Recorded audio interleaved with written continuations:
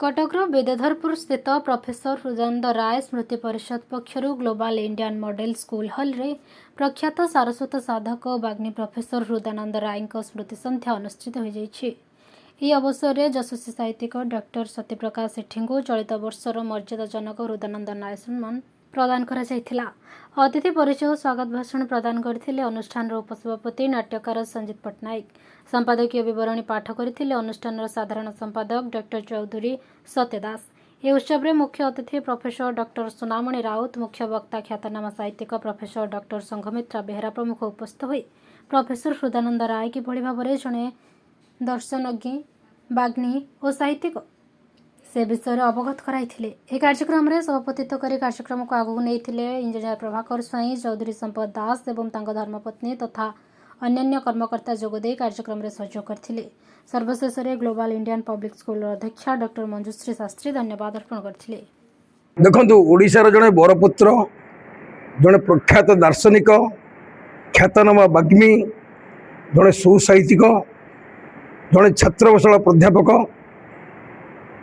तांकर ख्याति समग्र ओडिशा नुहे भारत वर्ष में परिव्याप्त। सी मत नहीं आज की 15 वर्ष तले प्रोफेसर प्राणकृष्ण परिजा स्मृति परिषद में संपादक भाव नियुक्त करते। सार थे सभापति।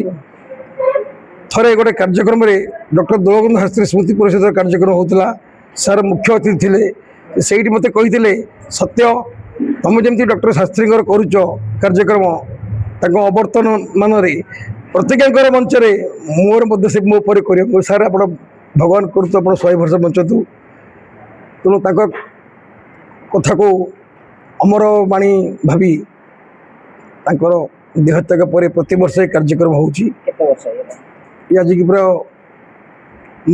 7-8 वर्ष विद्यालय इंग्राजी माध्यमिक विद्यालय ये जो विद्यालय छात्र छात्री आजिकल जो पिला माने इंग्राजी माध्यम विद्यालय पाठ पढ़ुं से माने ओडिशार जे साहित्यिक गवेषक वैज्ञानिक कवि लेखक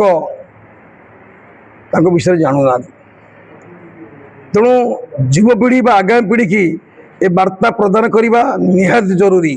न जातिर अधपतन हम जाति किभली उद्धार हम आगू जीव सारस्वत साधक विचार। तेणु सी जड़े छात्र बसल प्रोफेसर थे। दर्शन शास्त्र जो दक्षता थिला सी तो अन्य के दिग जड़े फिलोसफर थे दार्शनिक थे कि जो बाग्मी जड़े प्रतिभावान बाग्मी हिसाब से समग्र भारतर पुरपल्ली परिचित थे। तांकर जो रस भाषण जो हास्य थिला गभीर चिंता और चेतना थिला ता वास्तव में पिला माने जानिबा निहाती जरूरी। हृदयानंद राय सार मु +2 पढ़ुला बेले से मोर फिलोसफी पढ़ाउले। से actually he is a legendary writer orator and really in the real sense friend philosopher and guide of all the students. आजिका समय रे most of the children they are preferring English medium schools. So his ideas, values, ethics, whatever our Odisha's legendary figures they have given, that must be passed from one generation to next generation. Odia साहित्यर जो माने आमर थिले औपन्यासिक साहित्यिक प्राबंधिक सेमानंकर जो ideas थिला तांकर जो फिलोसफी थिला से जो मोराल वैल्यूज दौथिले ताकू आमर आगामी पीढ़ी को जणाया पे जो प्रचेष्टा डॉक्टर चौधरी सत्य दास जे हृदयानंद राय स्मृति परिषद सेक्रेटरी बा से ताकू गढ़ी तोली सभापति डॉक्टर इंजीनियर प्रभाकर स्वाई जहाँ दिग्दर्शन रे से सब काम करी आसुछंती आमर जो आगामी पीढ़ी को सेमानंकर वैल्यूज जनइले सेमाने भी भविष्य रे ओडिया साहित्य को रुद्धिमंत करी रखिबे बा ताको आगे नहीं जेबे।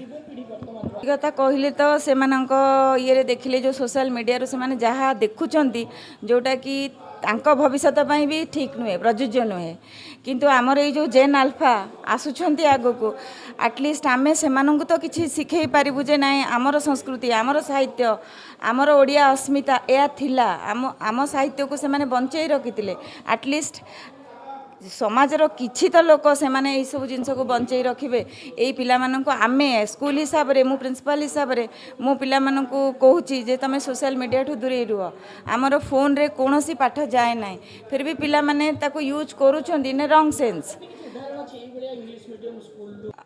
हाँ ओडिया रे नहले मध्य से माने इंग्लिश रे that moral values they are passing from to other next generations हवा उचित मध्य नहले तो सोसाइटी बंची रही केवल भल लोकंक पई ए माने भल मनीष हेबे केमती जदि एई सब विचारधारा को से माने निज लाइफ रे इम्प्लीमेंट न करिवे प्रत्येक वर्ष ओडिया साहित्यर जड़े जड़े औपन्यासिक प्राबंधिक व लेखक व लेखिका मानू पुरस्कृत करे जोटा कि से माने एनकरेज पाती जे आहुरी लेखिबे ओडिया साहित्य को बंचई रखिबे आ पिला मानक सामने जिते से माने पाउछंती मे भी एई पिला मानक भितरु किए एई प्रति आकृष्ट होई भविष्य में जड़े बड़ लेखिका बा उपन्यासिका बा आमर जो चिंताधारा मूल्यबोध को बड़ बड़ मनीषी मानकर बंचई रखिबे।